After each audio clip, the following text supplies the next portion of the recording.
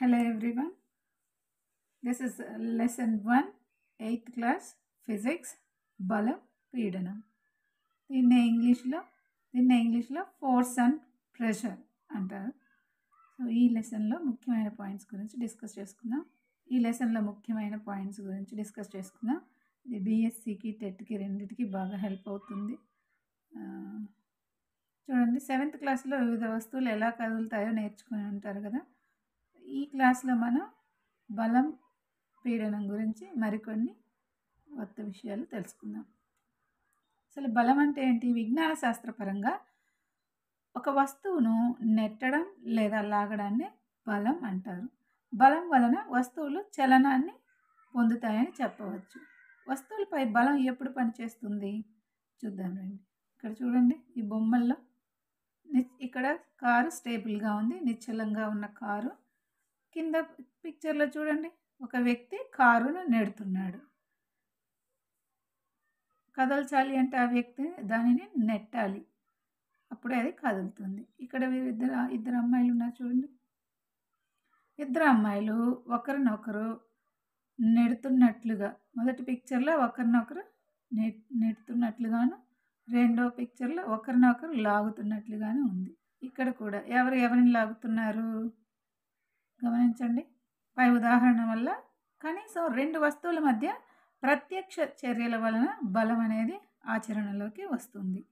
ఈ విధంగా ఒక వస్తువుపై మరో వస్తువు చర్య వలన ఆ వస్తువుల మధ్య బలం అనేది ఉత్పత్తి అవుతుంది. ఈ బలాన్ని, ఒక వస్తువుపై ఉపయోగించిన బలాన్ని ఎలా కొలుస్తామంటే, ఒక వస్తువుపై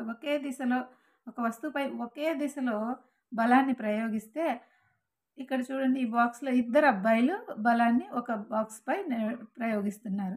వారిద్దరూ ఎంత బలాన్ని ప్రయోగిస్తున్నారని తెలియాలంటే ఇద్దరు వ్యక్తులు అప్లై చేసిన బలాలను కలపాలి, అంటే యాడ్ చేయాలి.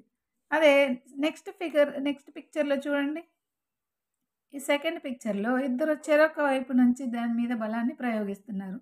ఈ సందర్భంలో బలాల యొక్క తేడాలు, అంటే డిఫరెన్స్ కనుక్కోవాలి. బలాన్ని కొలవడానికి మెజర్మెంట్స్ ఏంటి? ఎస్ఐ యూనిట్లో newtons and CGS unit of force is dynes. So వీళ్ళిద్దరూ ఒకే వైపు నుంచి ఫోర్స్ అప్లై చేస్తే వాటిని యాడ్ చేయాలి. ఆపోజిట్ డైరెక్షన్లో ఫోర్స్ అప్లై చేస్తే దాని డిఫరెన్స్ కనుక్కోవాలన్నమాట. ఒక వస్తువుపై రెండు బలాలు వ్యతిరేక దిశలో పనిచేస్తుంటే ఫలిత బలం రెండు బలాల మధ్య భేదం, అంటే డిఫరెన్స్ అవుతుంది. అదే ఒకే డైరెక్షన్లో ఒకే దిశలో ప్రయోగించబడిన బలాలను ఒకదానికొకటి కలపాలి. అంటే దాని మీద ఎంత బలం ప్రయోగించబడింది అనేది తెలుసుకోవడానికి ఒక డైరెక్షన్లో అప్లై చేసినప్పుడు యాడ్ చేయడం, ఆపోజిట్ డైరెక్షన్లో ఫోర్స్ అప్లై చేసినప్పుడు డిఫరెన్స్ కనుక్కోవడం చేయాలన్నమాట. కాబట్టి ఒక వస్తువుపై పనిచేసే బలం రెండవ దానికంటే ఎక్కువ లేదా తక్కువ లేదా సమానంగాను ఉండొచ్చు. ప్రయోగించబడిన బల దిశ లేదా పరిమాణం మారితే దాని ప్రభావం కూడా మారుతుంది. ప్రయోగించబడిన బల దిశ అంటే ఒకే వైపు నుంచి ఫోర్స్ అప్లై చేసినప్పుడు అది ఒక సైడ్కి మూవ్ అవుతుంది. అది ఆపోజిట్ డైరెక్షన్లో ఫోర్స్ అప్లై చేస్తే ఏమవుతుంది? ఎవరు ఎక్కువ బలాన్ని ప్రయోగిస్తే వారి డైరెక్షన్లో ఆ వస్తువు కదులుతుందన్నమాట. బలము చలన స్థితిని మార్చగలదు. ఎలా మారుస్తుంది? ఇక్కడ బాక్స్లో చూడండి. సాధారణంగా ఒక వస్తువుపై ఒకటి కంటే ఎక్కువ బలాలు పనిచేస్తూ ఉండొచ్చు. అలాగే వస్తువుపై ప్రభావం దానిపై పనిచేసే ఫలిత బలం కారణంగా ఉంటుంది. ఫుట్బాల్ పెనాల్టీ కిక్ కొడుతున్నప్పుడు ఆటగాడు కొట్టడానికి ముందు బంతి నిశ్చలంగా ఉంది కాబట్టి దాని వడి 0. ప్రయోగించబడిన బలం బంతిని గోల్ వైపు కదిలేలా చేస్తుంది. గోల్ కీపర్ కదిలే బంతిపై బలాన్ని ప్రయోగించడానికి ప్రయత్నిస్తాడు. ఆ బంతిని ఆపడానికి ప్రయత్నిస్తాడు కదా గోల్ కీపర్, బలాన్ని ప్రయోగిస్తాడు. అతను ప్రయోగించిన బలం బంతిని గోల్ కాకుండా ఆపివేసింది లేదా మళ్ళించి గోల్ కాకుండా చేయగలడు. అక్కడ ఆపుతాడు లేదా దాని డైరెక్షన్ అయినా మార్చగలడు అనమాట బలాన్ని ప్రయోగించినప్పుడు. సో గోల్ కీపర్ బంతిని విజయవంతంగా ఆపగలిగితే దాని వడి, అంటే దాని స్పీడ్ ఏమవుతుంది? 0 అవుతుంది, నిశ్చల స్థితిలోకి వస్తుంది కదా. ఒక వస్తువు వడి లేదా చలన దిశలో లేదా రెండింటిలో మార్పునే దాని చలన స్థితిలో మార్పుగా చెప్పవచ్చు. అంటే ఒక వస్తువు మీద బలాన్ని ప్రయోగించినప్పుడు దాని స్పీడ్‌లో డిఫరెన్స్ రావచ్చు. లేదా దాని అంటే స్పీడ్ తగ్గచ్చు లేదా డైరెక్షన్ మార్చొచ్చు. ఈ రెండిటిలో మార్పుని చలన స్థితిలో మార్పుగా చెప్తారు. అనగా బలం ద్వారా వస్తువుల చలన స్థితిలో మార్పును తీసుకురావచ్చు. వస్తువుపై ప్రయోగించబడుతున్న బలం ప్రతిసారి చలన దిశలో మార్పు తెస్తుందా? ఒకసారి చూద్దామండి. చాలా సమయాల్లో బలం ప్రయోగించినప్పటికీ చలన స్థితిలో మార్పు రాని సాధారణ అనుభవాలు.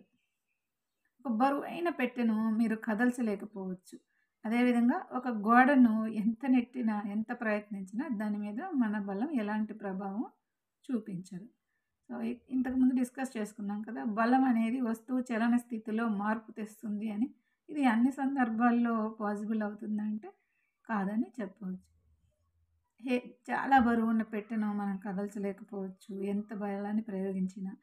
లేదా మనం గోడను నెట్టితే ఏమైనా మార్పు వస్తుందా? గోడ కదులుతుందా? కదలదు కదా! వస్తువుల ఆకారాన్ని బలం మార్చగలదా? చూద్దాం రండి. ఇక్కడ ఒక పళ్ళెంలో పిండి ముద్ద ఉంది. దాన్ని చేతులతో నొక్కుదాం.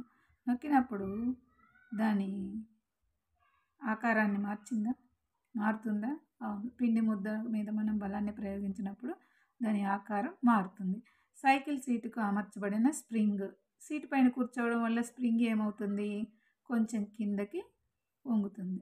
గోడకు నొక్కుకున్న మేకు, వేలాడదీయబడిన రబ్బర్ బ్యాండ్. కొంత బరువు వేలాడదీయడం ద్వారా దాన్ని స్వేచ్ఛగా కొనసాగుతున్న కొనను చేతులు లాగడం ద్వారా బలాన్ని ప్రయోగించినప్పుడు ఆ మేకులో ఏమైనా మార్పు వస్తుందా?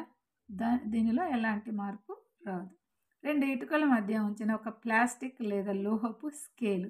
2 పుస్తకాలు పెట్టి దాని మధ్యలో స్కేల్ నుంచి ఆ మిడిల్‌లో ఇటుకను ఉంచడం ద్వారా ఏమవుతుంది? స్కేల్ బెండ్ అయింది. దాని స్థితిలో మార్పు వచ్చిందనమాట.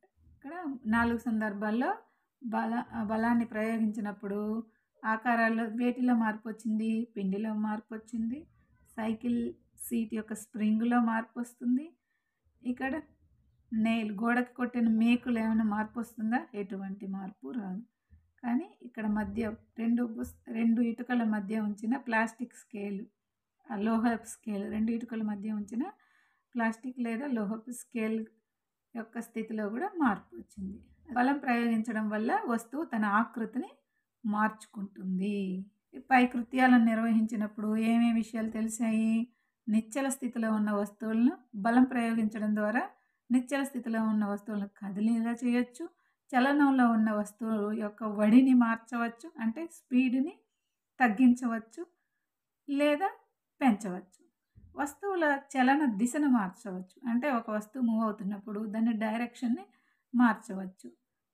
స్పీడ్గా వస్తున్న బాలుని చేయడం పెడితే అది ఆగిపోతుంది లేదా దాని డైరెక్షన్ కూడా కొన్నిసార్లు పక్కకు వెళ్ళిపోతుంది. వస్తువు యొక్క ఆకృతిలో కూడా మార్పు తీసుకురావచ్చు. ఇందాకే చూసాం కదా, పిండి ముద్ద మీద బలాన్ని ప్రయోగిస్తే దాని ఆకారం మారింది. అలాగే కూర్చున్నప్పుడు సైకిల్ సీట్ యొక్క స్ప్రింగుల్లో ఆకారంలో మార్పు వచ్చింది. సో ఇలాంటి ఆకారంలో మార్పులు తీసుకురావచ్చు. ఒక వస్తువు తనంతట తానుగా కదలలేదు, తనంతట తానుగా వడిని మార్చుకోలేదు, తనంతట తానుగా దిశను మార్చుకోలేదు, దిశను కానీ ఆకారాన్ని కానీ మార్చుకోలేదు. సో ఈ మార్పులన్నీ రావాలి అంటే ఏం ఉండాలి? బలం ప్రయోగించబడాలి. స్పర్శ బలాలు అంటే ఏంటో చూద్దాం. నీటితో ఉన్న బకెట్ని ఎత్తడానికి కావలసిన బలం మనకు ఎక్కడి నుంచి వస్తుంది? మన శరీరంలోని కండరాల కదలిక వల్ల కలుగుతుంది.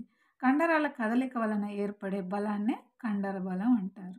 మనం ఏ వస్తువునైనా లాగాలన్నా, లిఫ్ట్ చేయాలి, బరువు ఎత్తాలన్నా మన కండరాల కదలిక ద్వారా అది మనకి సాధ్యమవుతుంది. అలా కండరాల సహాయంతో వాటిని కదిలించడాన్ని కండర బలం అంటారు.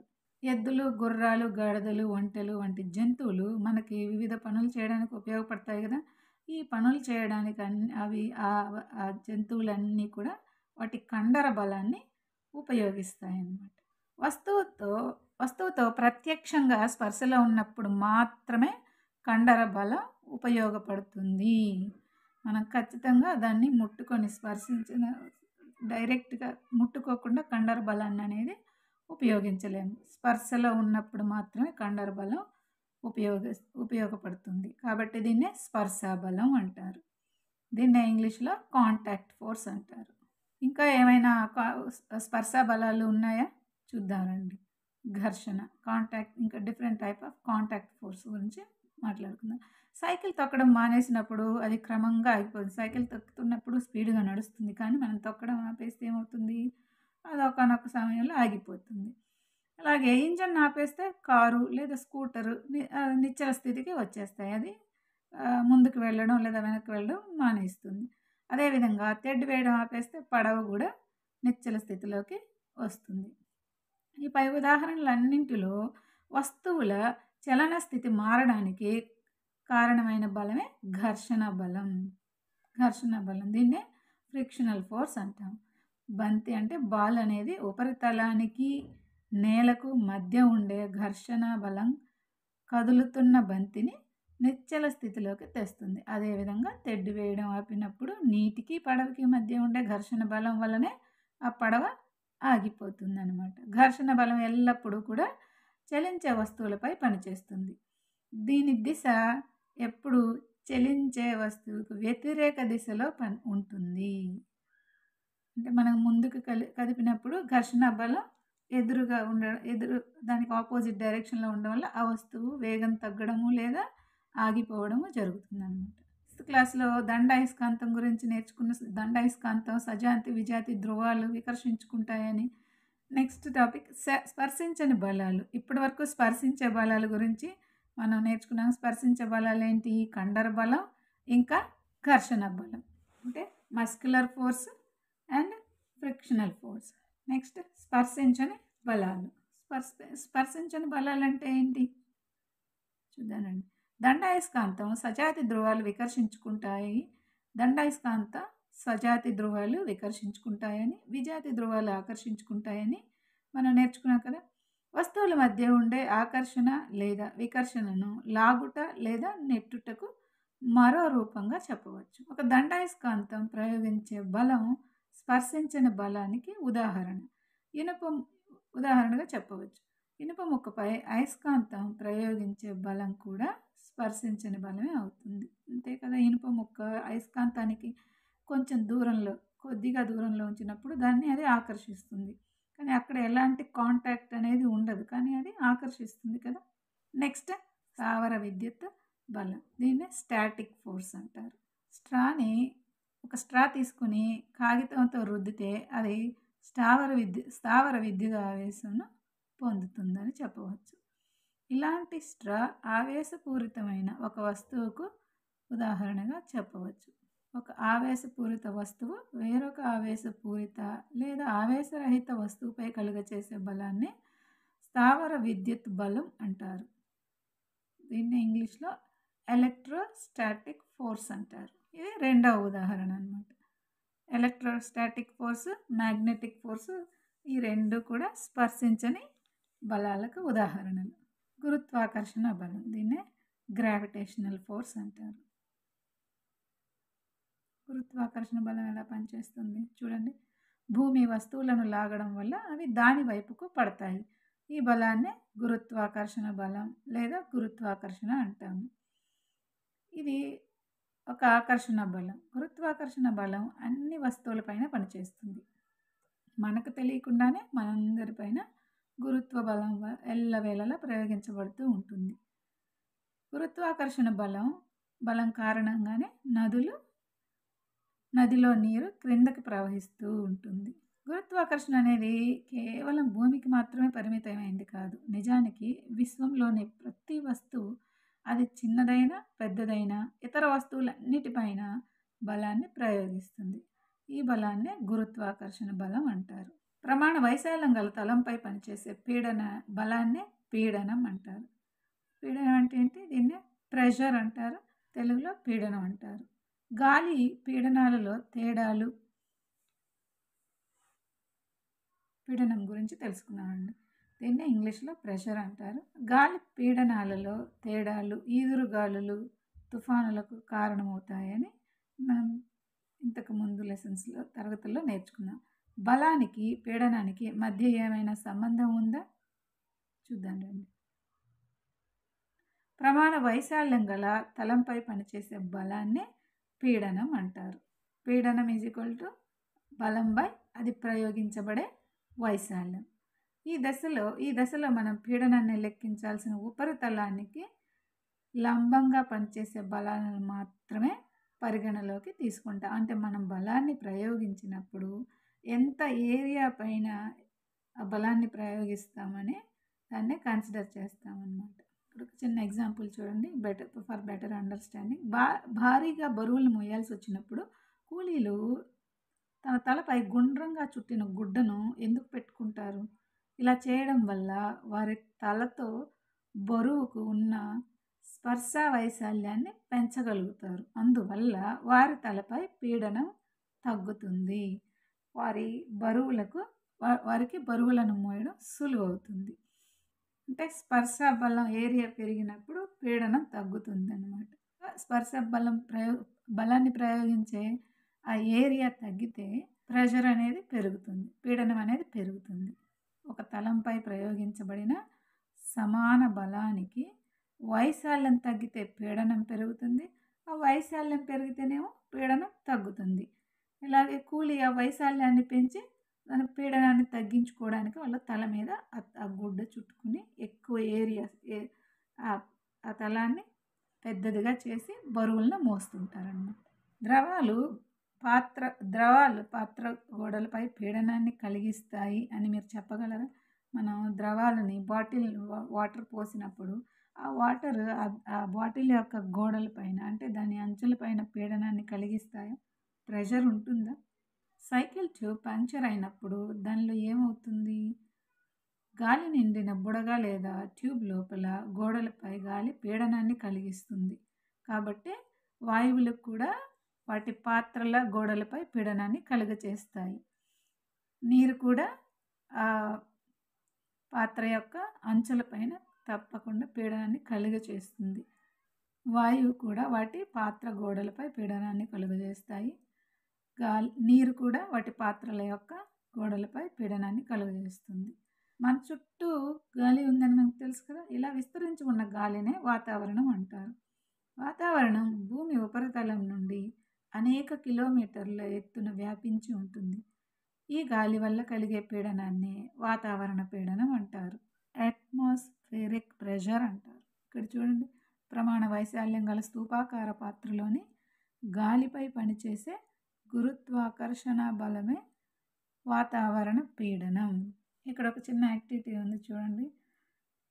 మంచి నైపుణ్యమైన రబ్బర్ సక్కను తీసుకుని ఇది ఒక చిన్న రబ్బర్ కప్పులాగా పనిచేస్తుంది. మృదువైన తలంపై ఉపరితలంపై దీన్ని పెట్టి నొక్కండి. ఈ ఉపరితలంపై అంటుకుంటుంది.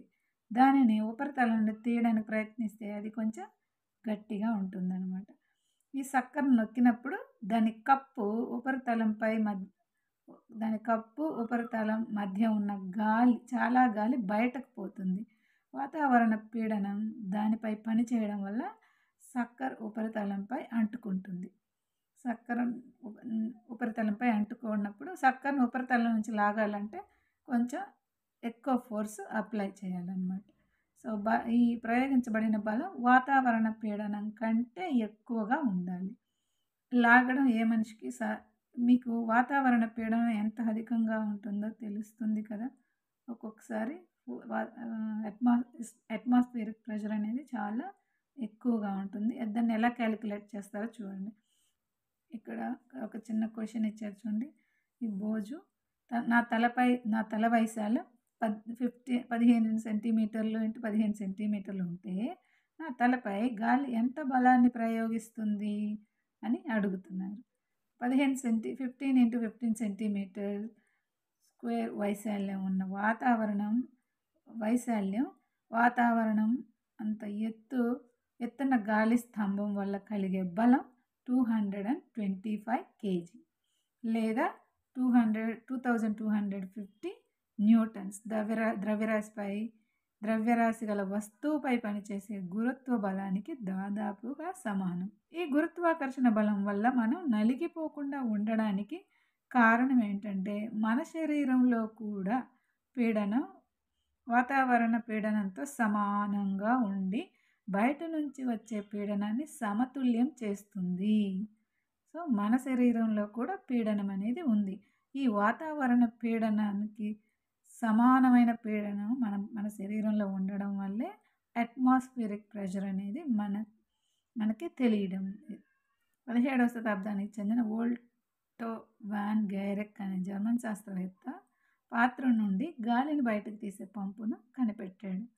ఈ పంపు సహాయంతో అతను గాలి పీడనం బలాన్ని నాటకీయంగా ప్రదర్శించాడు. అతను ఒక్కొక్కటి 51 సెంటీమీటర్ల వ్యాసం కలిగిన 2 బోలు లోహ అర్ధగోళాలను జత చేసి వాటి నుండి గాలిని పంపుతో తీసేశాడు. అప్పుడు అతను వాటిని వేరు చేయడానికి ప్రతి అర్ధగోళానికి 8 గుర్రాలను విడివిడిగా కట్టాడు.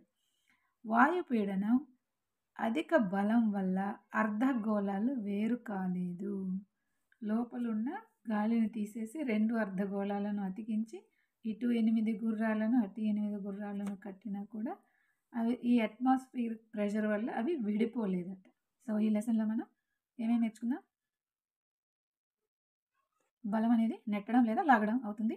2 వస్తువుల మధ్య పరస్పర చర్యల కారణంగా బలం అనేది ఉత్పత్తి అవుతుంది. బలానికి దిశ, పరిమాణం కూడా ఉంటుంది. బలాన్ని మనం కొలవగలం. ఒక వస్తువు వడిలో లేదా చలనంలో లేదా దిశలో లేదా రెండింటిలో మార్పు కలిగే మార్పు వస్తువు యొక్క చలన స్థితిలో మార్పును సూచిస్తుంది. ఒక వస్తువు మీద ప్రయోగించే బలం వల్ల వస్తువు చలన స్థితిలో లేదా ఆకారంలో మార్పు తెస్తుంది. బలం వస్తువుతో స్పర్శలో ఉండి కానీ లేదా స్పర్శలో లేకుండా కానీ పనిచేస్తుంది.